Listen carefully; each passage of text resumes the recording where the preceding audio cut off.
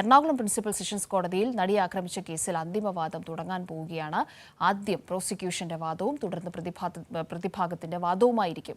ഒരു മാസം കൊണ്ട് ഈ കേസിൽ അന്തിമവാദം പൂർത്തിയാക്കും.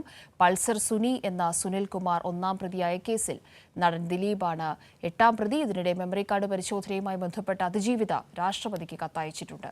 തിയോഫിനാണ് കൊച്ചിയിൽ നിന്നും ഈ വാർത്തയുടെ വിശദവിവരങ്ങളുമായി ഗുഡ് മോർണിംഗ് കേരളത്തിനൊപ്പം ചേരുന്നത്. Good morning Theophin.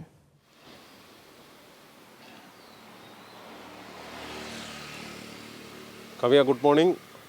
ഏതാണ്ട് 7 വർഷക്കാലം നീണ്ടുനിന്ന ഒരു പീരീഡ് ഈ ഒരു നടിയെ ആക്രമിച്ച കേസുമായി ബന്ധപ്പെട്ട് കടന്നുപോയിട്ടുള്ള നിയമവശങ്ങൾക്ക് നമുക്ക് പറയാം. അതിനിടയ്ക്ക് നിരവധിയായിട്ടുള്ള സാഹചര്യങ്ങൾ ഉണ്ടായിട്ടുണ്ട്. ഏറ്റവും ഒടുവിലായി ഇപ്പോൾ അതിജീവിത രാഷ്ട്രപതിയെ അടക്കം സമീപിച്ച കത്തയച്ച സാഹചര്യമൊക്കെയുമുണ്ട്. ഇതിൻ്റെ പ്രതിഭാഗത്തു നിന്നും ഒപ്പം വാദിഭാഗത്തു നിന്നും പ്രോസിക്യൂഷന്റെ ഭാഗത്തു നിന്നും വലിയ തോതിൽ കോടതി നടപടിക്രമങ്ങളുമായി ബന്ധപ്പെട്ട് എത്രയോ ബ്രേക്കിംഗ് ന്യൂസുകൾ കടന്നുപോയിട്ടുള്ള കാലമാണ് ഈ ഒരു 7 വർഷത്തോടടുക്കുന്ന സമയം എന്ന് പറയുന്നത് നമ്മളെ സംബന്ധിച്ചിടത്തോളം.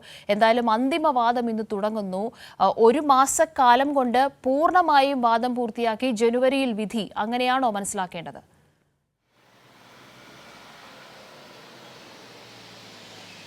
കവിയ, തീർച്ചയായും ഒരു മാസം കൊണ്ട് വാദം പൂർത്തിയാക്കണമെന്നാണ്. അതായത് ആദ്യം ലക്ഷ്യമിട്ടിരുന്നത് 2 ആഴ്ചയ്ക്കുള്ളിൽ പൂർത്തിയാക്കണമെന്നാണ്. പക്ഷേ എന്തായാലും അത് ഒരു മാസം വരെ നീളും എന്ന കാര്യം വ്യക്തമാണ്.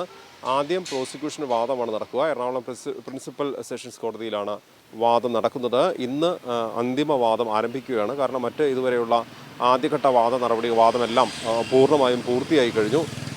അതിനുശേഷമാണ് ഇന്നിപ്പോൾ അന്തിമ വാദത്തിലേക്ക് കടക്കുന്നത്. ഒരു മാസം കൊണ്ട് വാദം പൂർത്തിയാകും. ആദ്യം പ്രോസിക്യൂഷൻ്റെ വാദമാണ് നടക്കുക. അതിനുശേഷമാണ് പ്രതിഭാഗത്തിൻ്റെ വാദം. കവി നേരത്തെ സൂചിപ്പിച്ചതുപോലെ 7 വർഷത്തോളം നീണ്ടൊരു കേസാണിത്. അതായത് പല കാരണങ്ങൾ കൊണ്ട് തന്നെ ഒരുപാട് വഴിത്തിരിവുകളുണ്ടായി. ഏറെ ശ്രദ്ധേയമായൊരു കേസ് തന്നെയുമല്ല, ഈ കേസിൻ്റെ മറ്റൊരു പ്രത്യേകത ബലാത്സംഗത്തിന് കൊട്ടേഷൻ നൽകിയെന്ന ഒരു അപൂർവ കേസ് കൂടിയാണിത്. അത്തരത്തിൽ വളരെയധികം ശ്രദ്ധേയമായ കേസ്, കേരളം മുഴുവൻ ഉറ്റുനോക്കിയിരുന്ന കേസ്. ഒരുപക്ഷെ അത് കേരളത്തിന് പുറത്തേക്ക് തന്നെ വളരെയധികം ശ്രദ്ധ നേടിയ കേസാണ്. ഇതിൻ്റെ ഓരോ ഘട്ടത്തിലും ഈ കേസുമായി ബന്ധപ്പെട്ട് നേരത്തെ കാവ്യ സൂചിപ്പിച്ചതുപോലെ അതിജീവിത രാഷ്ട്രപതിക്ക് കത്ത് നൽകിയിട്ടുണ്ട്. കഴിഞ്ഞ ദിവസം ഈ കേസിൻ്റെ ഒരു പ്രധാന തെളിവായ മെമ്മറി കാർഡ് കോടതിയുടെ കസ്റ്റഡിയിൽ ഇരിക്കെ തന്നെ അനുമതിയില്ലാതെ ഒന്നിലധികം തവണ അത് പരിശോധിച്ചു എന്ന വിഷയത്തിൽ ഈ വിഷയത്തിൽ തന്നെ ഹൈക്കോടതിയിലും സുപ്രീം കോടതിയിലും അതിജീവിത നേരത്തെ ഹർജി നൽകിയിരുന്നു. അങ്ങനെ ആവശ്യപ്പെട്ടിട്ട് ഇതുമായി ബന്ധപ്പെട്ട നടപടികളൊന്നും ഉണ്ടായില്ല എന്നുകൂടി ചൂണ്ടിക്കാണിച്ചാണ് ഇപ്പോൾ രാഷ്ട്രപതിക്ക് കത്തയച്ചിട്ടുള്ളത്. അങ്ങനെ നിർണായകമായ ഒരുപാട് ഘട്ടങ്ങളിൽ കൂടി കടന്നുപോയ കേസാണ്. 6 വർഷവും 9 മാസവും ഇതിൻ്റെ വിചാരണ കോടതിയിൽ നടക്കുകയും ചെയ്തിരുന്നു. ഇനിയിപ്പോൾ ഈ 2017 ഫെബ്രുവരി 17 രാത്രി നടിക്കെതിരെ ആക്രമണം ഉണ്ടായത്. നടി സഞ്ചരിച്ചിരുന്ന വാഹനത്തിൽ കയറിക്കൂടിയ അക്രമികൾ നടിയെ ക്രൂരമായി ആക്രമിക്കുകയായിരുന്നു. ഈ കേസിൽ പ്രധാന പ്രതി പൾസർ സുനി എന്ന് വിളിക്കുന്ന സുനിൽകുമാറാണ്. സുനിൽകുമാർ ഒപ്പം തന്നെ നടൻ ദിലീപ് കേസിൽ 8ാം പ്രതിയാണ്.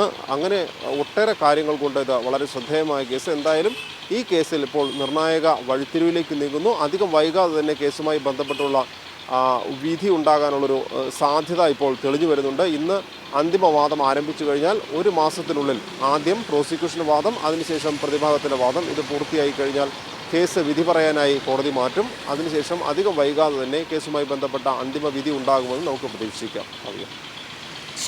ശരി തിയോഫിനാണ് വിവരങ്ങൾ നൽകിയത്.